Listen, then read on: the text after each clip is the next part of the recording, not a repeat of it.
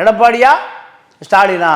13 கட்சி கூட்டணி 21 இருந்து 3% தான் திமுகவிடம் எடப்பாடி தோக்குறார்.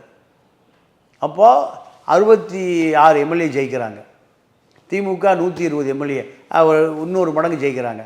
இப்போ இந்த வாக்கு வங்கி என்பது திமுகவுடைய வாக்கு வங்கி முஸ்லீம் கிறித்துவ தலித் வாக்கு வங்கி தான் 20%.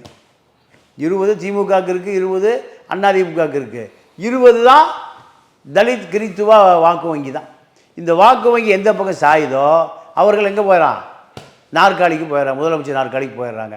இதை உடைத்து கொண்டு வருவது தான் இப்போ எடப்பாடியுடைய வேலை. இந்த எடப்பாடி வேலையை செய்து கொண்டு இருக்கிற பொழுது இந்த முன்னாள் அமைச்சர்கள் நீங்கள் குழந்தையே பிறக்கல எனக்கு பேர் வைக்கிற கதை. தன்னுடைய அமைச்சர் பதவி உறுதியா, தனக்கு சட்டமன்ற சீட்டு கிடைக்குமா,